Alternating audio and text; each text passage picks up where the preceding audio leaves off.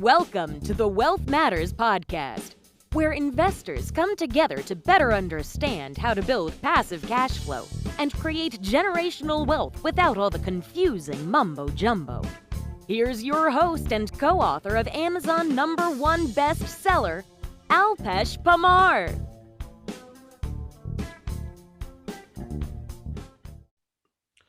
Welcome to Wealth Matters podcast. I have the billionaire with me, John Lee. He is so experienced in real estate that I'm looking forward to this episode. I know I'm going to learn a nugget or two, and I'm sure you will do as well. So he has written tons of books: Secrets of a Billionaire, Secrets to Start Wholesaling Real Estate Today, Secrets to Winning with Failed Real Estate Deals, Landlord Pennies to Banker Dollars, Secrets those credit doctors don't want you to know. So I don't know where we can start. And his website is thebillionaire.com. Welcome, John. How are you? Thank you, Alpesh. Glad to be here. I'm just doing well today. How about you? Good. Thank you for asking. Mhm. And as you can tell, I'm excited about the episode because I want to learn. Right. Mhm. So first thing first, though, tell us something interesting or funny about yourself. Well, that's a good question. I don't feel like I'm an interesting person. I'm very interested in a lot of things, but probably something that maybe got me started in life and the way I do things now is I like to consider it one of my first jobs, even though it wasn't really a job. But when I was pretty young, we used to stay at my grandfather's farm down in Kentucky, and my uncles would come down there and they would go fishing. Well, they kind of hired me to catch the crickets and the grasshoppers, and they gave me 1 penny a piece. That was my pay, and it would take me all day to try to get a dollar. Okay, I Right. would spend all afternoon in the sun up on the hills and sweating. And the thing that's so funny about that is I learned a lot, and I kind of learned on the failures, Alpesh, because what would happen sometimes I would open the jar and three would get out when I was trying to put one in. Other times, and this happened more than once, I would drop the jar, it would roll down the hill, and they'd all get away. Oh, So I had to start over. yes. So that dollar meant a lot to me. And that's a great lesson or great start to your entrepreneurship journey, right? Because that's how you learn. This is, I wish I could teach my kids like this, right? How we learned, right? Running outside and learning all this without all this, technology. We didn't have any And technological yeah, anything back then. We barely had TV. We had like 6 stations. all right. So, tell me more about how and why did you start investing in real estate then? Well, the way I actually got into it, Alpesh, is I was a mortgage broker, and that was kind of by default. I was originally in the insurance business, and I got into mortgages because I was sending everybody over to our mortgage division at this small place that I worked, and they were making all the Right. money. So I got into doing mortgages. That was a great thing to learn because we all owe money, and we work on debt pretty much in our society a lot. One thing I learned very quickly, though, is I started working with investors, and they would make all the money, and I did all the work. I was sitting there wearing a suit and tie and worked 6, 7 days a week. I would show up at the title company. I would do all the work. I Right. mean, I worked for a month, sometimes 2 months, getting the buyers, sellers together, making sure everything went through, dealing with FHA or whatever the case may be. And they would walk into the title company with flip flops and Hawaiian shirts on. I had my suit and tie. I'd make a couple $1,000s, and they made Right. tens of thousands, 50 or Right. $100,000 a deal. I knew I was on the wrong side of the table. So I switched. That's how I got into it. So, what was your very first deal in real estate, and when was it? Well, very first one, everybody's in real estate, as you know, and I must have been buying my first house. I bought an FHA. I assumed a loan when I was 18. I didn't know a thing about it. Um, but the way I actually got into the investing part of it is I found a guy, and actually I'm an amateur coin collector, and I found a guy on eBay from North Carolina that was selling properties down in Arkansas. Okay, and they would sell on auction for $500 to $1,000. Okay, well I thought, well if I could buy one for 500, sell it for 1,000, that's a lot more money than I'm making on a $25 coin for my coin collecting. Right. So what I did is I got all the information I could. I went down to Arkansas, and I went down there. In fact, this is a great lesson because I went down there for about 2 years, almost every weekend or every other weekend, but I never bought anything. I had analysis paralysis. I didn't buy a thing. And Mhm. what I learned is if I would have just bought one thing, most of my trips would have been tax deductible, even if I lost the $500. So Right. big That's lesson. Get in that's the a game. big lesson, and this is what I keep telling people. Listen up, everyone. You Mhm. got to take an action, right? That action is going to propel you, right? That's Absolutely. awesome. Mhm. Absolutely. S- So, how did you become known as your gateway to real estate investing education that does not break the bank? Well, what I've done is myself personally, I've spent, well, in fact, I used to kind of, I won't say joke about it, but I used to say that I've spent over $100,000 on my education. Some of it's good, some of it's bad, or I wouldn't say bad, but just some of it wasn't as valuable Worth as it. some Yeah. of the, some of the others. But that was back in 2010. And I can kind of joke about that now because since then I got together with my wife, Laura, we've married and we've gone on who knows how many educational trips in conferences and conventions since then. But the whole thing is you get in there and you learn the stuff. So what I do today, and one of the reasons I start writing books, it's not to make any money or anything. It's just to put things out there. But I like to show people how they can get into real estate investing without breaking the bank. And I do that today with my group that I volunteer with, this STL RIA, and just everything I do. I just want to show you, it's great to spend money. I encourage you to get a mentor, to do something that find somebody that's done something that you want to do and learn from them. But don't just go out there and buy every little shiny object out there like I did many years ago. Yeah, So that's and what I do. I still do that, right? So that's the problem with investors, that entrepreneur mind, right? Because if you don't have the guidance, then you end up, going after every shiny object, right? Right. So, and when I reached out to you, you mentioned about turning $200 into 2,000 in 2 hours. Is it really possible? Unless you're buying Bitcoin, right? No, it really is possible, Alpesh. What I do, and this is what I like to show people, especially if they're new, or even the seasoned investors, they also pick this up because I'm involved with a lot of people, newbies and old bees, I call them, and but what you could do, in fact, what I do, I have I've done this at a zero cost training. I don't like to say free training because if it has free, the word free, it assumes no value. And obviously, I put a lot of time in this. If you learn from me, you're putting time into this too. But what I do is I And show you. sorry to interrupt, but I'm glad that you threw it out there. Free means no value, and I cannot agree to that anymore. It's whenever I have provided something to my friends and my listeners, I know they don't do anything with it, right? They reached out to me for my book or other books or any other guidance or courses I've done. I'm like, oh, okay, I spent 2 grand, but you can have it for free. And then I asked them after a month, and did you go through it? No, we don't have time. But if they would have paid even $100, they are going to go back and look at it like, oh, let me look at it. I've spent money, right? So that's the perceived value. It is perceived value. You're absolutely right, Alpesh. That's exactly what it is. And that's what I've learned over the years. Just like what you said, if you give somebody something for free and you mention that, that's exactly where it goes. Is nowhere. So, but one of the things that I like to show people is, yeah, you can buy these properties. I've done over 3,000 of these small deals. Okay, Oh, that's okay. kind of how where I came from, and even before I even started writing anything down back, which goes back now to the 2014. But what I like to show you is the biggest. The biggest seller of real estate in our country is the government, even though they're not in the real estate business. And half the states are, you can buy certificates, and half of them you can buy you can buy the Tax certificate, liens, the like, tax liens. You can buy, yeah, you get interest on half of them. You get certificates on the other ones. I only want the certificates. I want to buy over the counter when I can own it now. In a lot of the states, they have an inventory sitting there that did not sell it to sales, and you can buy these over the counter. You can buy oh, many of these. I bought properties as low as $15. Okay, and I mean lots whoa, of them, hundreds and hundreds, if not whoa. thousands, for that much. So, and sorry to interrupt again. So, No. what do you mean by buying certificate? And this is for my listeners. So, if you can, spell that out.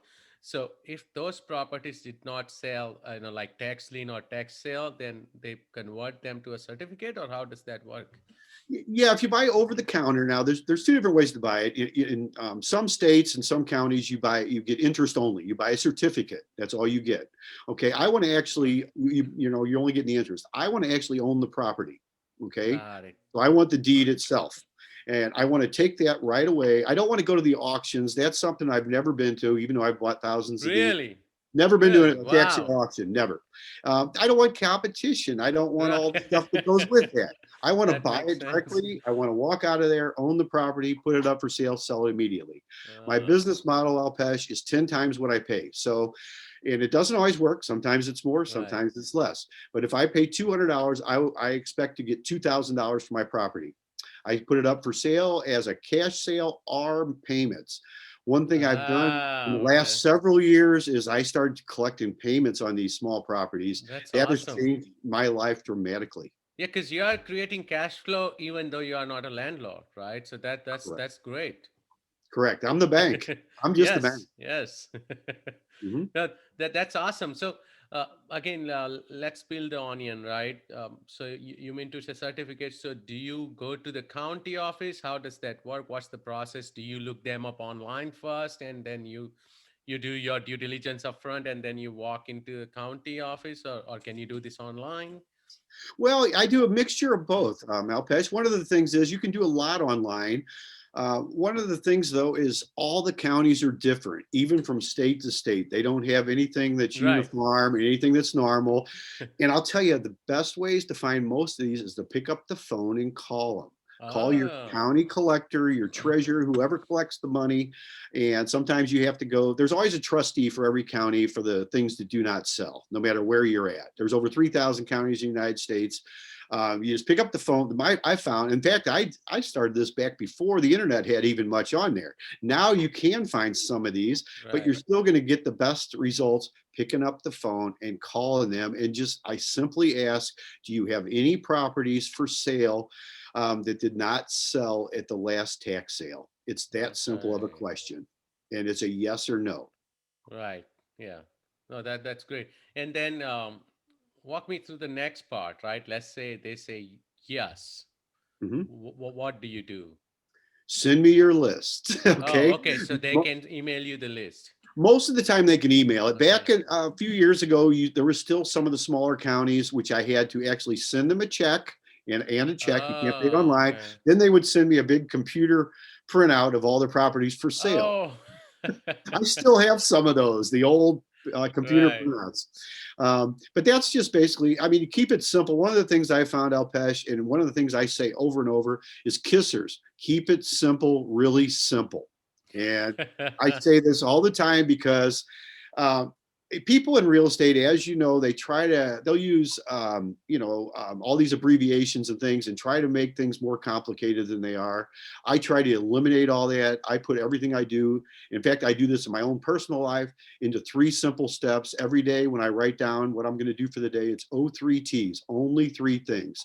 And I write down 3 things. It's not my to-do list, but it's 3 things that's going to project me or put me towards progress on my goals.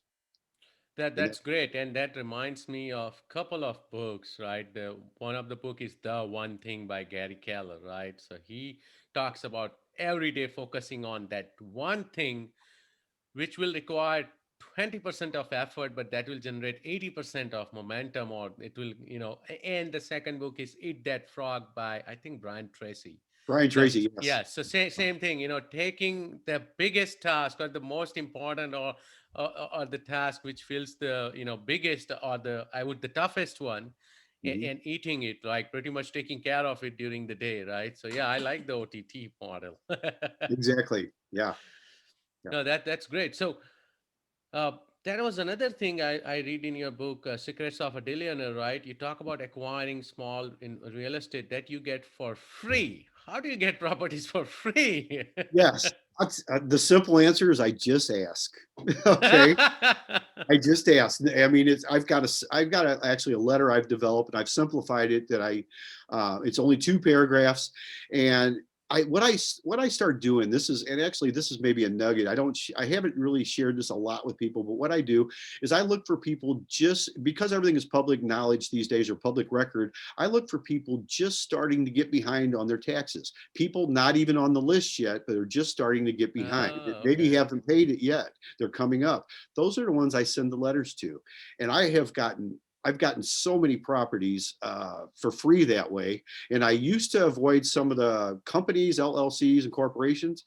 I found those are really good sources, though. What I do now is I look them up and see how many properties they have, because that's all public knowledge. And you can Yes. just find that out and just simply ask the people, I'm interested in taking over your property. Now, I have had some that sometimes I take over with their payments. I mean, Right. that's The what I, mortgage, assumption of mortgage, right? yeah, and I don't do that a lot, but that's something I do. I just really want the properties for free. And once I start asking him, it's amazing how many people don't know what to do with the real estate. They're tired of getting the tax bills. They're tired of everything that goes with it.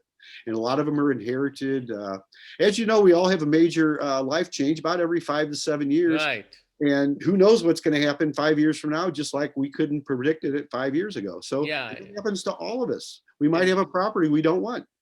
yeah, last year was the most unpredictable. Like we never thought we'll see that for in 100 years, right? So, Exactly. a Exactly. pandemic. So no, oh, I'm overwhelmed with all the knowledge. But let's go back to the talk about the county piece, right? So do you also focus on certain counties only, or do you focus on all over US? And how can sorry, go ahead. Let me No, that's a good answer you that. question. When I first started, well, back doing these little deals back about 20 years ago, what I did is I thought one of my goals was back then I wanted to own a piece of property in all 50 states. Okay, and I started doing this process and finding them, and yeah, that was good. What I found though is it's too overwhelming. Okay, so Mm-hmm. what I did is I pretty much, in fact, Missouri alone, where I'm from, has 115 counties, or 114. Wow. There's 115 if you count the one, one that's it's not really, well, anyway, there's 115 different entities, and that's too many. I started going, and back then they didn't even have them listed. You couldn't even find this stuff on Google. Now you can go find all the counties pretty Right. easily, but I had to actually get a map out. I actually got a paper Oh, map out and started yes, of calling these. course. I started looking them up and calling them. What I found though, Alpesh, was there's only 5 counties was about all I really needed, because they're Right. what I call my farming areas. And in particular, I look for counties with lots of inventory, lots of stuff. There's some of them that have hundreds and thousands that you can buy for a couple $100, two, three, four, $500. You can buy these properties. A lot of them are lake communities, and I found those are really good ones to resell. So that's just kind of how I do it. I just pick the same ones, and now it's from year to year. I don't even think twice about what I do. And I've found that some of my students have done this in other places. I have international students, like in different parts of the world, that do Wow. this here in the States now, because the process is so easy. And now you can do this stuff online and kind of virtually that we never could do back when I started. So, it's just whatever you decide for you is where you should focus. Okay, so a couple more questions on those that Yeah. once you finalize, do you have to walk into the county to close that deal, or can you do it online or over the phone? Most of them you can do online these days. You can do it, like a lot of, virtually is thrown around that word a lot these days. It's still person to person, though. If you ask me, everything is a personal business. Yes, you may be able to call the people and do things online. Then again, you may want to walk in. When I started, I walked in. In fact, I used to take off 3 to 5 days a week and go out to these counties. I would spend my time there taking pictures, researching, and doing all the stuff you can do online now. You can do more in an evening than I used to do all week right now, just That's on. online. So, and of course, I'm being selfish now, trying to figure out because I'm a remote landlord. I buy multifamily mobile home parks, etc., out of state pretty much because I live in California and I cannot afford to, buy a property or at least make it work, right? So, would this strategy work for someone like me who is doing this out of state? Oh, absolutely. Yes, absolutely. It's about the simplest process there is. Um, You just basically you have to figure out where you're going to discover the properties. Then you have to design your deal. The way I do it, I either say cash or financing. I there's different ways that I use it in my marketing. Take over payments. I mean, there's a lot of different ways you can do that, and then you just deploy them. You actually start just collecting the money. What I've kind of gravitated to the last several years is the owner finance, and what I mean by that, just a real simple way to tell you, is I'll buy something for $200 and I'll sell it. Let's say I'll sell it for 2,500 cash, or I'll put it up for sale 3,500 at $39 a month at 0% interest. That goes on for years and years and years. Right. And I do that with all my properties. I've even taken that same philosophy and that same strategy, and I do that with my rental properties now. I've only got a handful of rentals left. All mine are, I'm just like the bank. I just collect my stuff. And going back to $39 a month don't sound like much. Well, get 10 of those. You can do those in Right. a short Yeah. period of time. Get 100 of those. Get 1,000 of those. This is not like my rental properties where I'm going to get a phone call and I got stuff to deal Yes. with. This is just and my taxes are like less than $50 a year. So even if my buyer don't pay it, I have an easy, a real easy process, and it's real easy for me to keep up on everything. That's great. And the next question I have, that someone who is living in California, which is really expensive market. Of course, for $200 you can't find anything. Even you can't find a hotel room for a night, right? And an Airbnb. Right. So that means everything around me is over a million, right? Everything. So would this strategy work in an expensive market like California? It would. You're going to have what I call non-wanters everywhere. And they're the ones that you actually want to look for. Those are the people, your sellers or whoever you want to say. There's so many people that just either want to give you their property or have you take it over for nothing. You can do this just by paying their back taxes. I've had that happen. Now, you can't, yes, California, it doesn't really matter. The strategies apply. What I do is I start off showing people the small deals. You can take these same strategies and apply them to any size deal. The only thing that changes is the numbers. Right. You're still Eh, going to have people that don't want to pay their taxes. They don't want to pay their mortgage. They can't or don't want to. Either way. And all you are is a problem solver. That's what I've become, is a problem solver. If you can solve their problem, make it a win-win-win deal. That's all that anybody really wants. That's the bottom line. Right. And would this also work with like county certificates in California? Do you know? It should. It's California is different. Every state is That's the different. problem. Yeah, California it is is different. always different. You can use the strategies though anywhere. You may not be able to do them with particular counties, just like Missouri. I can't do certain things in particular counties. St. Louis County is different, even than Kansas City, to be in the major, metropolitan areas. It's different dealing with the tax entities, the powers, that control that. But you just have to figure out what works in the county. And what I do in St. Louis and some of the other major metropolitan areas, I deal with the people. There's still Right. people are people. No matter where you're at in the world, we're still Right. people. We still have the same wants and needs and non-wanters. They're everywhere. Yep. So this sounds like a system because you have been doing it for years, be it the tax certificates or reaching out to the sellers or people who may be falling behind on the taxes. So have you systemized it, and can anyone jump in, and are they able to use like virtual assistants, or do they have to do all this research on their own? Well, I did all the research, so you pretty much don't have to. Okay.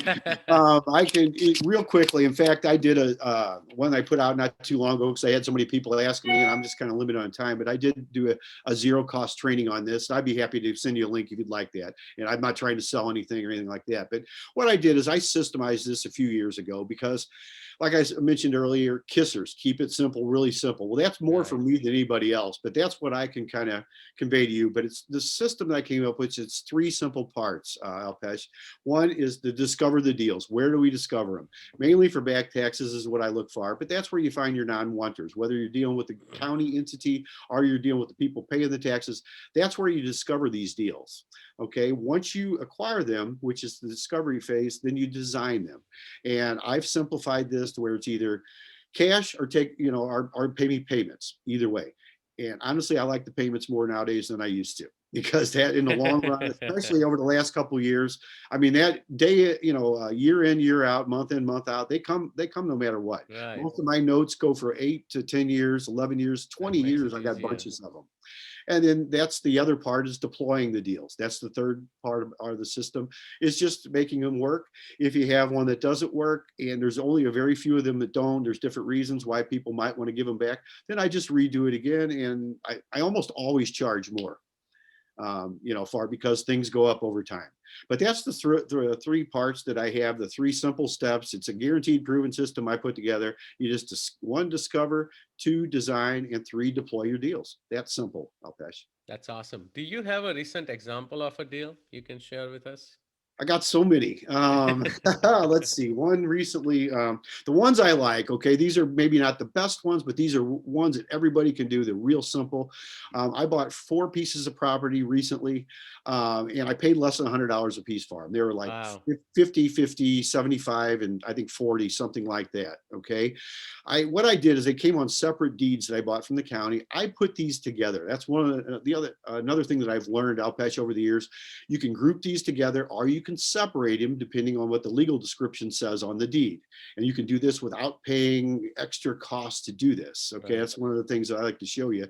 I kind of learned that the hard way, but I put these together, these 4 properties, and I had less than $400 into them. I sold them for $13,999 at $139 a month Oh. at $500 down, 0% interest. Wow. So that that's crazy, because so 500 down and you're out of the deal.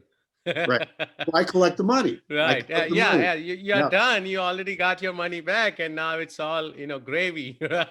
Right. And the 2 hours I've talked about before, it's not sitting down 2 hours at a time at your kitchen table or at your couch or your office, but it maybe took me 3 or 4 weeks, but it's only 2 hours total. Okay. By the time I got my property, I found it, bought the properties, then I wait for it. I get the deeds. In fact, I don't wait anymore, but I just started writing my advertisement. I found a buyer. And this was actually a buyer down in Texas buying Missouri properties. And I found in fact, this is another little thing that I kind of learned the hard way, is you're better off almost finding people away from the area, okay, to buy your properties for whatever reason. I've got buyers in 48 states and 16 countries around the world of Missouri property since I started doing this. Whoa. Which is kind of amazing. But once you, yeah, and it just doesn't matter. But that's one of the things, you can group these properties together. And $13,000 doesn't sound like much. It may not sound too much for $139 a month, but this goes on for years. And I'll tell you another little thing. One reason I wrote the book, Landlord Pennies to Banker Dollars, is because the $139 a month I get out of this is way easier money than a $500 or $800 I get out of my rental properties. Right. Oh, yes. Way easier money that I've ever made. Yes. You're not managing anything.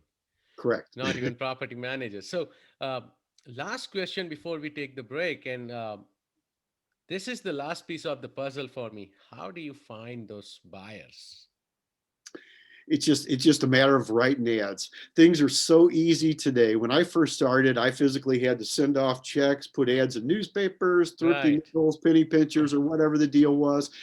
Even the ones online, you had to pay for it. Nowadays, it's so easy. You can run all the Zillow ads you want. You can do Craigslist. You just put them out there. You can run multiple ads and put them in different markets.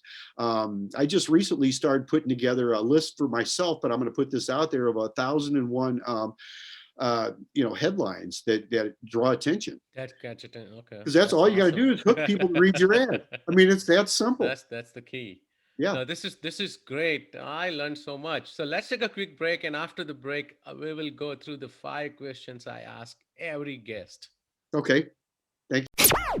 You're listening to the Wealth Matters Podcast. The Wealth Matters Podcast. For more info about what we do, check us out at wealthmatters.com. It's wealth, WEALTH, matters, MATRS.com.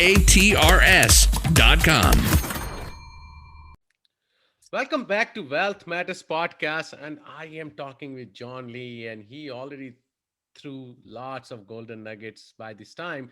John, are you ready for fire round? Sure. Bring it on. Would you be changing any business or investment strategy after coronavirus? Well, the things I am changing, Alpesh, I guess the easy way to answer that question is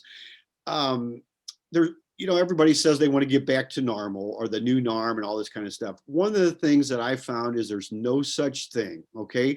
The normal is being able to go with the changes no matter what's thrown at me. Okay. From year to year. What I am changing right now is just be flexible, be more flexible than I have been in the past. And as far as changing anything, no, the numbers may change, the foreclosures may change. I mean, I've been through what I call this is my third, I call ice age. Okay, that's just the adjustment. I mean, we had the dot-com bubble, we had all the stuff in 2008 and all the stuff since then. I just call them ice ages. You just have to go with the flow and see what happens and make adjustments accordingly. So that's what I would say I'm going to change. So I'm just going to be a little bit more flexible than I am. Right. No, that's great. Favorite real estate or finance book other than your books? Mhm. I would have to say probably Nothing Down from Robert Allen. He's one of my mentors, which I still stay in touch with him. He's my friend and my mentor. I could call him up right now. He would answer the phone and talk to me if I had a question. But he wrote the foreword for my first book, Secrets of a Dealionaire. I met him, that was back in 2014. I met him about a year earlier than that.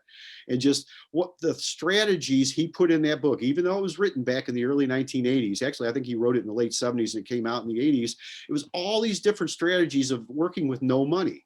Well, a lot of his is a little bit more complicated than what I've done. I've taken his strategies and learned from that. And then I've just kind of simplified that into these, what we call these little deals. Okay. But you can apply these to anything. But that book, I would have to say, was one of the foundations before I got into investing. I found it. In fact, we joke about this. I found that at a flea market for $1, a brand new copy a few years ago. And when I was in Dallas a couple of years ago, I had him sign that. And it was an old beat up copy it was beat up. And I said, I need you to sign this, Bob. And he did, which he said, where the heck did you get that? Yeah, that's how you get a Nothing Down book. Exactly.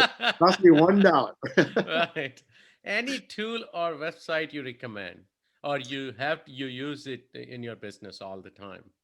Well, I would just say the biggest thing is just I don't really have a particular one. The government websites are pretty good. I use those all the time because and like I said, some of them are good, some of them are not good, but I use those because the public information is there. Other than that, there's a bunch of websites I actually do use without getting too technical, because we can do that. But I found that the government sites are probably the best ones, especially for new people to get started, or for people that's even some of the old bees that's been around for a while. And a lot of them don't even know. I mean, a lot of people in some of our groups are, been around for 30, 40 years in investing, and they still don't know really where to go for some of this information. So I would just say that, the best sites are probably the government sites. That's great. Any advice for beginner investors? Advice, stay educated, okay? And don't break the bank. Find somebody, get yourself a mentor, and find somebody, don't look like we talked about for all the shiny things, the next best shiny thing out there, but find somebody that has done what you want to do. That's who you want to learn from. And don't spend a lot of money until you're sure that's where you want to go. And then learn from that person. That's the best advice I could give to anybody. That's a great advice. How do you give back? How do I give back? Well, besides just, some donations and things like that, I set up the meetings for the St. Louis Real Estate Investors Association here in town. I volunteer my time. We're all volunteers. We're the only nonprofit group. I think one of the only ones left in the country. Been around since the 1970s. Oh, wow. I haven't been here that long. I've been a member off and on for about 15 years now or so. I've been the program coordinator for several years now, and I set up meetings every month. We're nonprofit. It does cost $75 a year to join. If you want to do that for two people at the same address, we have lots of educational things. I also volunteer my time to do zero cost trainings that I do for my group, my own personal group, and for our real estate group, the STL RIA. So that's what I do. And I also have some things that I give out. if for any of your listeners, if they do want a digital copy of my book, Secrets to Winning with Fred, Secrets to Reeling with Failed Real Estate Deals, I'd be happy to give that to them as a gift to you. You can put a link down if you'd like to do that. I'm just, that's the kind of stuff I like to do. I'm making another book right now, which I just started. I'm going to have my outline done by the 15th. That's one of the things that I have to put everything down with deadlines, but I'm going to have that out by April the 1st, and I'm going to give away 2 that shows a brief outline of everything we've been talking about here, where it doesn't cost you anything. I'm not trying to sell anything. Obviously we could go do that and sell stuff all day long. A lot of people choose to do that. I don't need the money. I don't do this for money. Obviously I do this because I want to show people how they can do stuff without breaking the bank. And that's what's stuck. That's what I do. And that's what I will continue to do. How can my listeners reach out to you? The easiest way is probably, you can always visit the website, but you can send me a personal email at thedealionaire@gmail.com. It's just like The Millionaire, only it's The Dealionaire. Okay, Yes. I'll put that in the show notes. Thank you so much, John. I had fun. Thank you, Alpesh. It's a pleasure talking to you. Same here. Thanks for listening to the Wealth Matters podcast. If you enjoyed it, please leave us a 5-star rating on iTunes so others can enjoy the show too. Have a great week and happy investing!